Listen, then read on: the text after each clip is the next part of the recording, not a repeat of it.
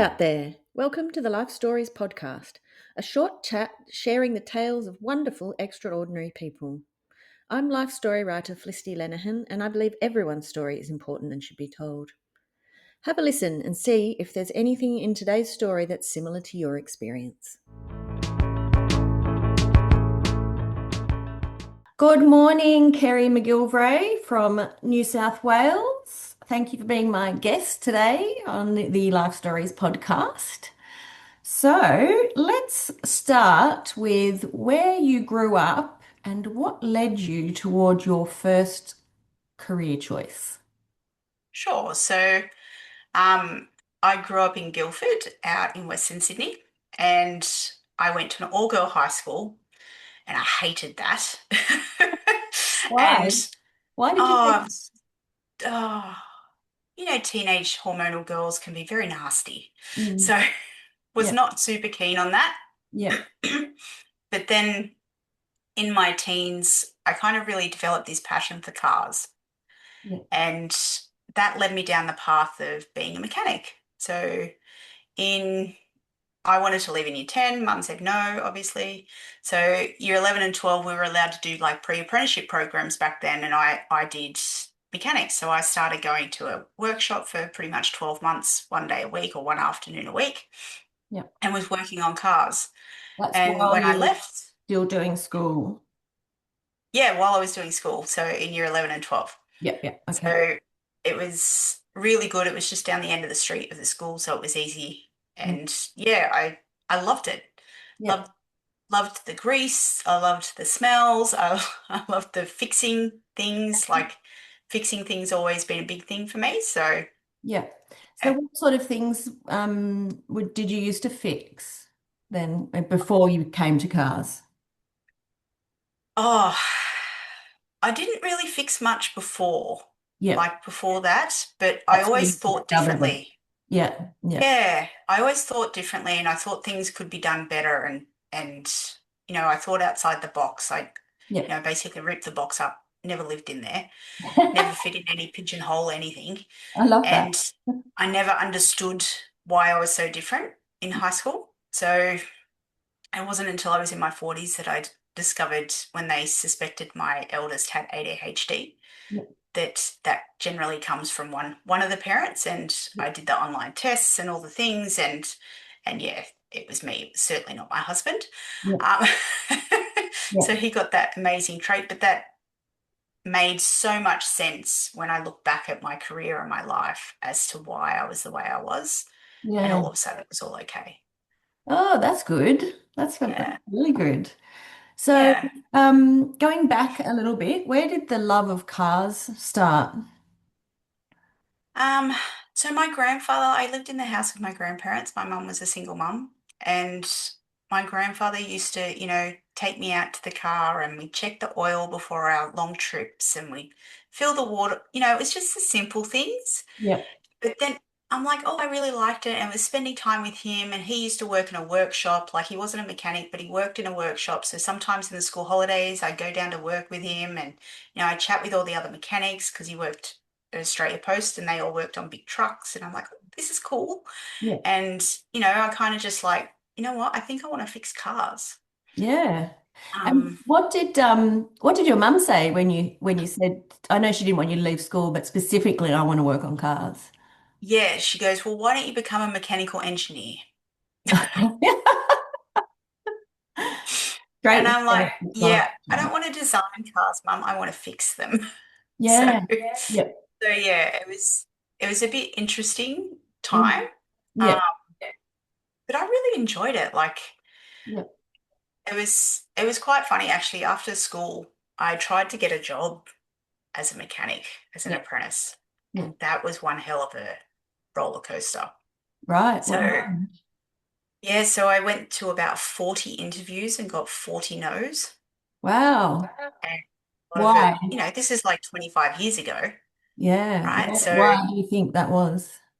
it's because I was female. They didn't have female toilets, or they're like, yeah, I can just pick one of the boys. It's easier, all that kind of stuff. I actually turned up to TAFE to enroll with no job. Right. Yep. I don't care. I'm going to do this whether you guys like it or not. Yeah. Yeah. And the head TAFE teacher, he goes, actually, I know a guy who's looking. Mm. And big shout out to the amazing boss, Brett Middleton, because I went and had an interview with him, and I remember it was my first ever interview. I wore a Hawaiian shirt, like I didn't know what to wear. Like, what do you wear to a mechanics interview, right? And I went to that, my first interview that I actually got the job, right? All the other I didn't get. Um, but he goes, you know what? I'll give you a go. Yeah. And so I started with him. So I signed up without a job. And Yeah. by the end of that week, I had one. And Great. it was just so lucky. TAFE teachers were so supportive. And, Yeah. it was a fun ride through TAFE. Yeah. Like that was an interesting time. Um, How the so? boys used to give me a hard time, Yeah. oh, you don't know what you're talking about. And I didn't, Yeah. right? I'm not joking. Like I had no idea. I worked twice as hard. I put in twice as much effort. There were a couple of the boys in the class that were like, yeah, you deserve to be here, like Yeah. they were really nice and helpful. Yeah. And then the first year, um, so the first exam actually, I Mm. aced it Yeah. because I knew I had to study my ass off. If I was going to make it in this game, I had to go above and beyond. Yeah. And that was when they started to take me a little bit more seriously, like, oh my God, she's actually serious about this. Yeah. Right. And the very first year of TAFE, they would give out awards, and I came first out of all of Granville TAFE, all Yeah. of the boys, Yeah. Yeah. all the different classes, there's 5, 6 classes a week, whatever it is. Yeah. And I came first, and I got, they had an awards night, and I got a talk wrench, and, it was all fun and games. And then I never had any problems after that. Oh, that's But good. So you gained respect I from did gain through that. respect. Yeah. I Yeah. had to give it as good as I got, right? Yeah. Yeah. I really had to stand up for myself, and, you know, guys would pick on me and I'd have to rip into them. Yeah. Yeah. They were going to rip into me. Well, no, I'd rip straight back Yeah. because Yeah. otherwise they were just going to walk all over me. So Yeah. I learned really quickly to stand up for myself and not be walked over. Yeah. Yeah. Okay. And so how do you see the ADHD sort of woven in through that, or don't you? Oh, I do. Yeah. So one of the biggest skills that I had as a mechanic was my diagnostics ability, and that's solving problems. Yeah. So that's where it kind of started to really shine through Yeah. significantly Yeah. because in my head, I could see how things were connected. Yeah. And when one thing was broken, I could see where that went wrong. Yeah. So and even my boss, he goes, I've never seen anyone with diagnostic skills like you. He Right. goes, you're really freaking good at it. Yeah. And And it so was just, that's a trait, anomaly, or yeah, specific to you? problem solving is a really big trait. Creative problem solving is a really big trait, Yeah. and seeing how things work together. So, with our brains, we have to understand why. So, once I started all the training and I understood how things connected Yeah. and how they all work together Yeah. and why they work together, it became super simple for me to understand where it wasn't working. Mm. Yeah. So, yeah, And that's interesting. So, did it cause any problems for you then? the ADHD. Yeah, during that Yeah, period. yeah, because I talked a lot and I, um, had no filter. So, sometimes that causes a lot. And, once I finished my apprenticeship, I went into a few different dealerships, and Yeah. then politics comes into play. And when you've got no filter, Right. that's not always the best thing to have Yeah. in that kind of environment. Yeah. And you tend to challenge people a lot more. You ask too many questions. Yeah. Whereas that's how I learn and how I grow and how I understand Yeah. how the things work so that I can make them better.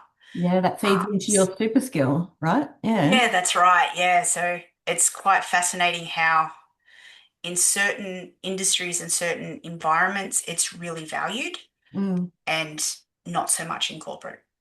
Like there Mm. was one particular company that I was at, um, that the amount of times I heard, but that's the way we've always done it.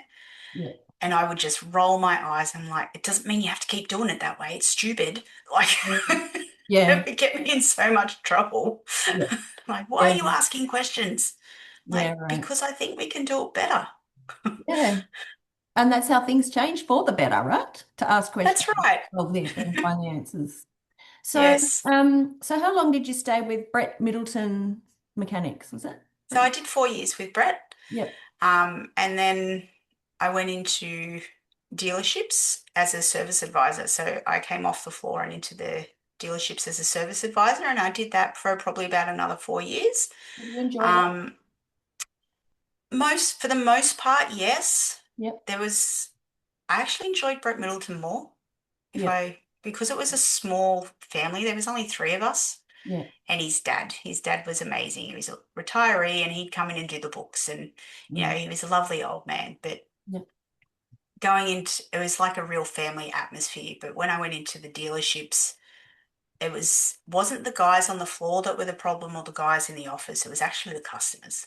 Yeah, right. Not taking you So seriously as a woman? yeah, not taking me seriously. Yep. And I remember one day explaining this whole quote to a client Mm. who was like, no, no, no, it needs this and it needs that. And you really need to do that. And the client that he was a gentleman, Yep. he looked at the other service advisor who was a male Mm. and he's like, is she serious? And he's like, mate, she's qualified. I'd listen to her. Yeah. Oh, that's good. You had the So support, the backing of your. yeah, so the other service advisors and the guys on the floor were so super supportive. Yeah. And but the final straw for me was at one particular dealership, one guy grabbed my shirt over the counter. He Mm. was a little bit aggressive, and I'm like, no, I'm done. After putting up with it for so long, Yeah. constantly getting questioned by customers and Yeah. and finally having that little bit of like a violent streak happen in the office, I'm like, and Yeah. the service manager did nothing. He didn't Mm. come out, he didn't support me. The other advisor wasn't there. Yeah. Otherwise, he would have. Yeah. He was out on the floor doing something.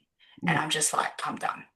Yeah. That's enough for me. When it's a risk, safety risk. Yeah. Yeah. And, I was getting married and I was going to go down and have kids. And I'm just like, nah, this is just Yeah. ridiculous. I'm Not out. right. Ah, Yeah, okay. So you left mechanics altogether? I did. I left the industry Oh, completely.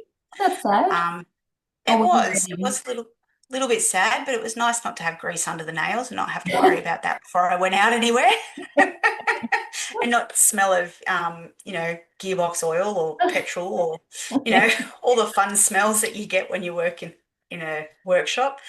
Um, but I didn't travel too far from another male-dominated industry. I went into the plumbing industry. Right. Another Not as a trade? plumber. Oh, not as a No, not plumber. as a plumber. I Yeah. went into the office and I refocused my problem solving skills there. Yeah. And I basically, what happened then was I was with that company for 8 years Yeah. and I had all my kids and all that stuff while I was there. But Yeah. during that time I was there, every 12 to 18 months, they'd throw me in a different role, go, oh, can you just fix this? And then we can recruit because they'd go through people Yeah. constantly because the role was really shitty. There was no good processes. There was, Yeah. it wasn't efficient. Yeah. At one point, I was doing two different roles that were two full-time roles just Oh because I gosh. was super efficient at Yeah. stuff and I was fixing things and making it better and getting it ready so that we could recruit the second person. Yeah. And that's just what I did. I fixed shit. Yeah. So they're just, it's all right, just give it to Kerrie. She'll fix it. I Yeah. loved it. I really did love it. Okay. That Yep. was what they go, oh, Kerrie, can you fix this so that we can actually recruit? I'm like, yep, no worries. Yeah. Okay. Good. Because I'm like, I'll try something new. I'll learn something different. I don't care. Yeah. I So took it as a learning opportunity and I loved jumping around because, otherwise I'd get bored. And yeah. that's Yeah. Yeah. Yeah. ADHD Fair enough. part, right? Yep. Yep. So I Yep. get in there and I'd fix it all up and I'd get it to a point where I'm like, okay, now it's really super lean and efficient and it's Yep. easy to do for someone else. Here you go. Because I don't want to do it anymore. It'll be boring. The perfect job then, right? Okay. Perfect job for me. So And have you? I used to have, what they call God level access in SAP. I don't know if you've ever heard of that Yeah. software, but Yeah. yeah, I only person outside of IT who had this level of access. And it was Mm. just so funny that even some people in IT didn't have this access. And like, how did you Yeah, get it? And I'm like, well, because I ask so many questions and understand how everything fits together in the yeah, system, they know that I won't break it. yeah. It was a tricky system too, wasn't it? It's not around anymore, is it? Beg your pardon? Is it still around? SAP? Yeah, yeah, Okay. yeah.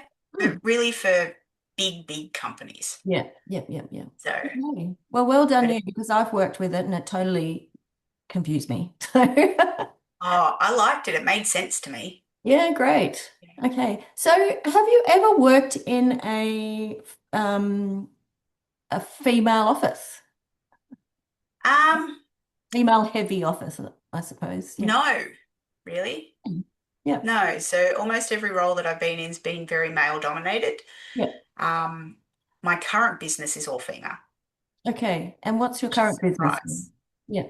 So I run the admin superheroes. So we do fractional operations management Yeah. and we basically run small business owners' businesses for them so that they can focus on the big things. Yeah. Okay. They're super skills. And you. Yeah, whether it's sales or they, even if they want to go sit in a beach somewhere, I really don't care what they want to do.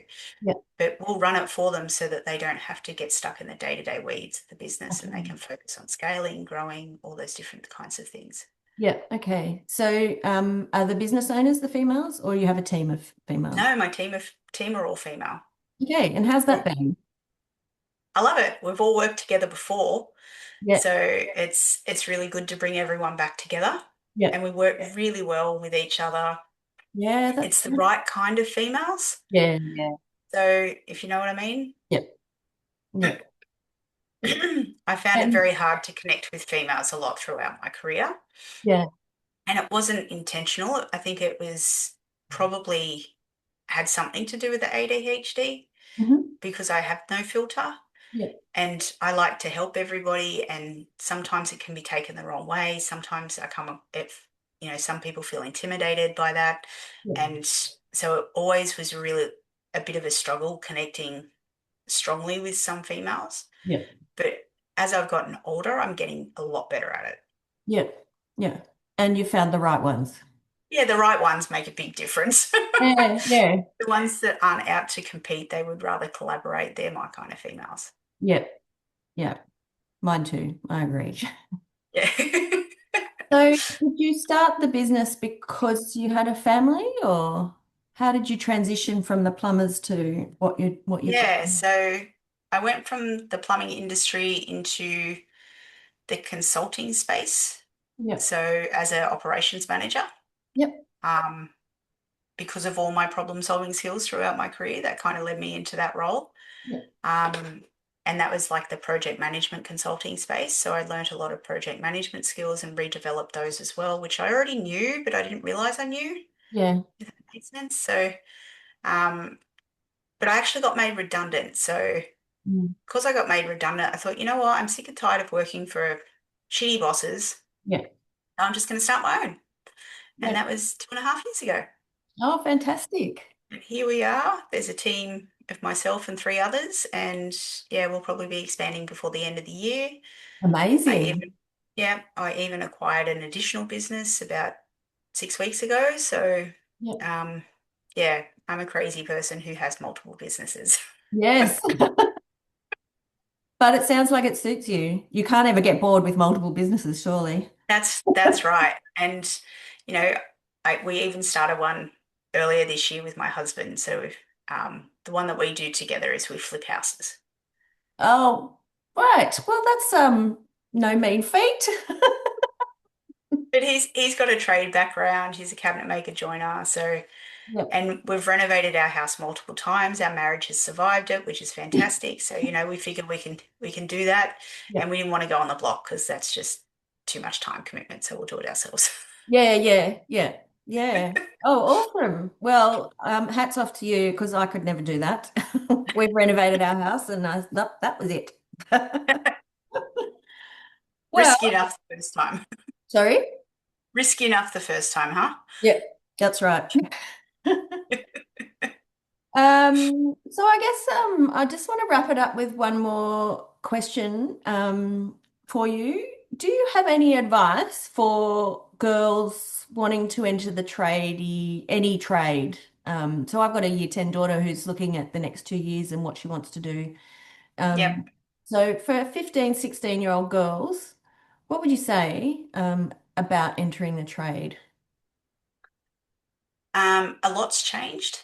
Yep. So they're a lot more receptive. Yep. So it should be a lot easier. Yep. But at the same time, stand your ground. Yep. Don't take no shit, Yep. but be prepared for it. Okay. That's good advice. Yep. Yeah. Makes a strong girl still, even nowadays, right?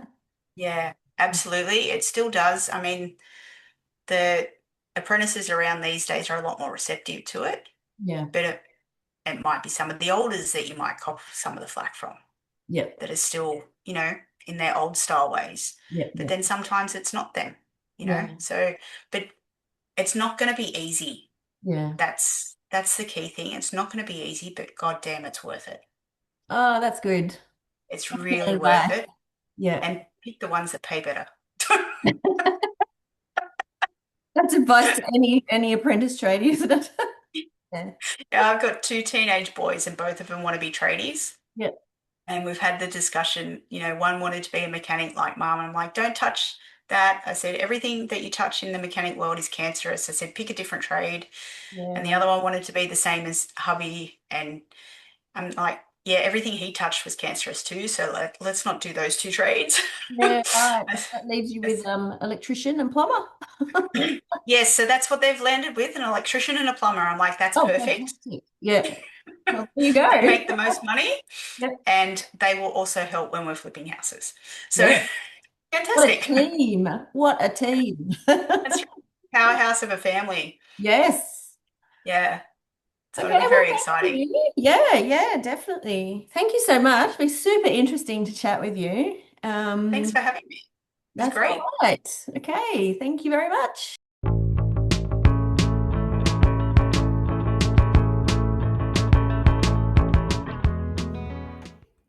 We hope you enjoyed our chat today. Was there something in it that resonated with your own life? If you found it interesting, this might very well mean your story is interesting too. Tell someone and record it because your story is important.